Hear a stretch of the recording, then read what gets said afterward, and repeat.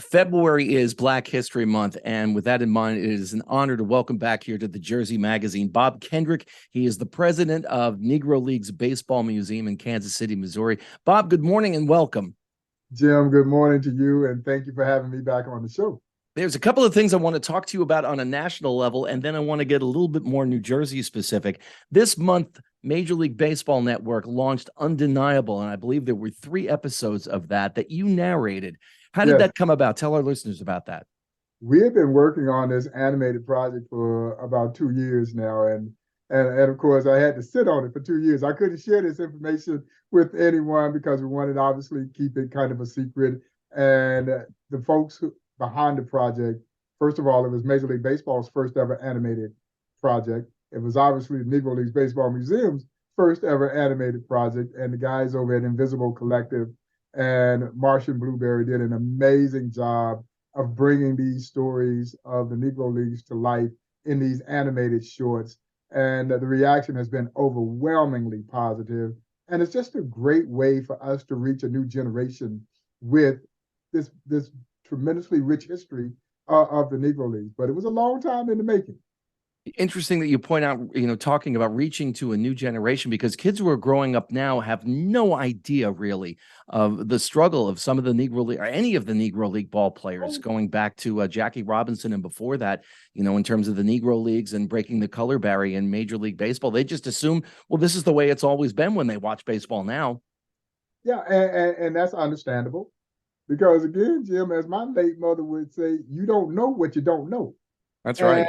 that is indeed a sign of progress that they've been removed from those kinds of social struggles, that it is difficult for them to fathom that anyone had to endure what some of these athletes had to endure to play this game. But it's important that they gain a perspective about this so that they can appreciate the contributions of others who have made tremendous sacrifices to make things better for that subsequent generation. Or as my friend Buck O'Neill would say, and he would speak of the Negro Leagues Baseball Museum as celebrating those who built the bridge. So often in our society, we celebrate the people who cross over the bridge. But here at the Negro Leagues Baseball Museum, we celebrate the bridge builders, those who afforded an opportunity for Jackie Robinson to cross over, and subsequently the other black and brown players who would move in to Major League Baseball after those doors were formally open. And so these animated pieces like what we're doing creates a platform so you can actually see it, you can live it. As a storyteller, you want to paint a picture that is so vivid that people say, oh, I felt like I was there. But through animation, you can now see it. Yeah, all of these great stories that my friend Buck O'Neill used to share, and many of these same stories that I share today, can absolutely be brought to life with animation. And also, we were talking, in fact, before we came on the air about Negro Leagues Baseball Museum and the connection with MLB The Show this year, which is really groundbreaking. It is truly groundbreaking, and there have been a lot of people who have been clamoring to see Negro Leaguers in a video game format, and we were finally able to get this done thanks to a wonderful partnership between the Negro Leagues Baseball Museum, Sony PlayStation, and of course the epic video game MLB The Show 23 for this year. And it will include 8 Negro League figures. We will include an additional 8 over each of the next 3 years.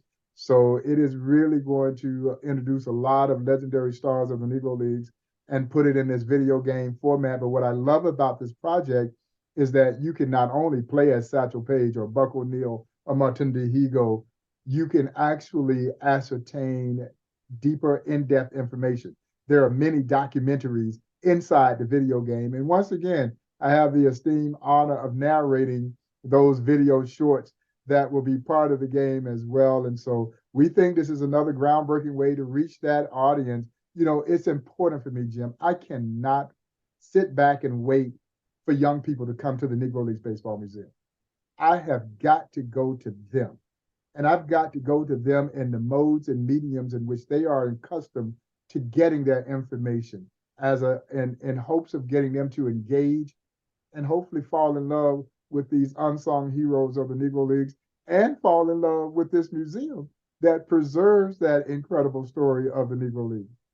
Bob Kendrick, my guest this morning. He is the president of the Negro Leagues Baseball Museum here on the Jersey Magazine at 105.5 WDHA. A little closer to here in New Jersey, there are a number of things that are going on that I want to talk to you about, one of which is the Somerset Patriots, the Yankees AA affiliate, which is just down the road from the radio station, participating in the Nine Project. Tell our listeners about that, Bob.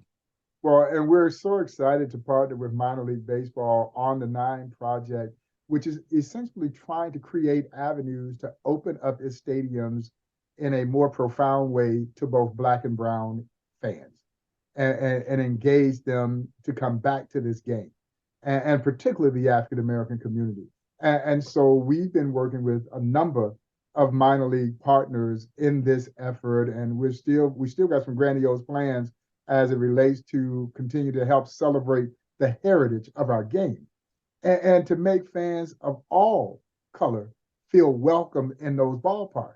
And so I applaud minor league baseball and what they're doing there in Somerset for this initiative, because again, we want to build an inclusive fan base. You know, it's just, number one, it makes great business sense. Number two, there are so many who contributed to the history of this game, and they should be celebrated. I've oftentimes said, no sport holds to its history the way baseball does. And if you're going to be a part of this game, you should know the history of this game. And the Negro Leagues are a very important part of not only the history of our great sport, but also the history of this country. And thanks to what we're doing with this initiative called the Nine, we are helping kind of educate and hopefully enlighten a lot of people around the heritage of this game. And the nine, of course, refers to the number that Jackie Robinson wore in the minor leagues. In the minor leagues, yes. Yes. One of the other things that's going on here in New Jersey, and the last time you were on with us, we spoke about this, it was still in the construction phase, and that is Hinchcliffe Stadium. We're just a few weeks away from that opening up. And while I haven't been there yet, I've seen some pictures of the renovation, and Bob, it is absolutely gorgeous.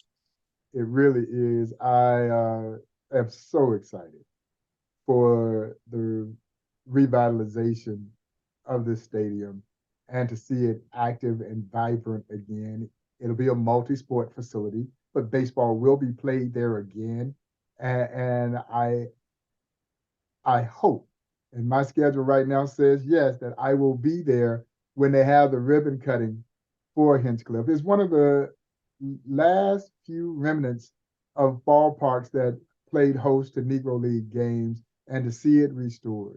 And I told you the last time we spoke, I was there when it was designated a historic landmark. I think that goes back to maybe 2013, somewhere in that range. And I remember standing on the blacktop infield, because there had been blacktop then, and having goosebumps, you know, because it was not lost on me that Larry Doby had played there, Monty Irvin had played there, Josh Gibson, and so many other great stars, Oscar Charleston, had played on that very ground in which I was standing on. And it did. It just gave me goosebumps to think about that. And now to know that their spirits will be alive in that ballpark. And some of the other things that we're looking to do, again, from a historical perspective with exhibits and those kinds of things, that we're so excited to be partnering with the folks there at Hinchcliffe on this. And so this is really, really exciting. Yeah, I am so looking forward to being there and seeing kids out there playing baseball, and the minor league team that's going to be playing baseball there. And so it is very, very exciting. Yeah, that's the New Jersey Jackals, they announced at the end of last season that they would be moving to Hinchcliffe in 2023. Yeah. So they've got an artificial surface. That's the only problem I have with the field, Bob. I know why they had to do it, but I wish they could have done grass. I know, Jim. I know why they did it. Yeah. And I'm sure it was the right and most economical way to go about doing this, but I sure wish it was grass too. There's another Paterson connection with baseball, and there's a game on May 7th between two high school teams. It's the Johnny Briggs high school baseball classic that will be played at Hinchcliffe, and it'll feature Passaic County Tech and Eastside High School. And that, of course, is where Johnny Briggs went to high school. Johnny from Paterson. I didn't even know that. And I'm old enough to have seen Johnny play. I remember his rookie year in 1964. I think he was 19 or 20 years old. He and Richie Allen for the Philadelphia Phillies. That should be pretty exciting to have his alma mater and Passaic County Tech playing on that field, Bob. That should be a very, very special day. I didn't get to know Mr. Briggs. I got to know the great Dick Allen. I got to know him, and we inducted Dick Allen into what we call the Hall of Game here at the Negro Leagues Baseball Museum that annually honors former major leaguers who we believe played the game the way they played it in the Negro Leagues. So you played it with passion, you played it with high skill, but you also played it with a little swag, as kids would say. You had a little flair. And so, but for his alma mater to come back into that stadium and him being a native of Paterson, that's going to be really special. And I hope that the kids understand just how special that moment in time is going to be. And it's incumbent upon all of us to help them understand just how special that moment is going to be. And so that's also exciting. It's just a beautiful thing to see that baseball park become active again. And, you know, for us at the Negro Leagues Baseball Museum, we have a vested interest in all of these stadiums that are being renovated, you know, not only Hinchcliffe, but also Hamtramck in Detroit and League Park in Cleveland, and even Rickwood Field, while it served as home to both the Birmingham Barons as well as the Birmingham Black Barons. And so, you know, it's great to see these stadiums still being alive and that the spirit of the Negro Leagues is helping fill them up again.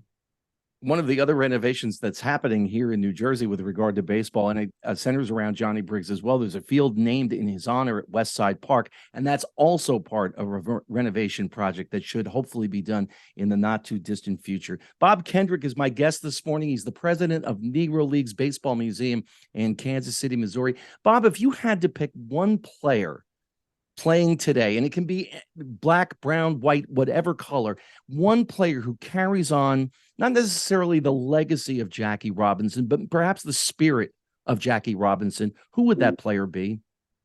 I know that's a broad question. And it is, but I have to look at the Los Angeles Dodgers where my friend Mookie Betts is playing beautiful baseball. He is playing beautiful baseball, and not only is he carrying the spirit of Jackie Robinson, he's carrying the spirit of the Negro League. He embodies that spirit of the Negro League. And I'm sure the old players from the Negro League would look at him if he was sitting down face to face with them right now, and they would look at him and say, you know what? You could have played with us.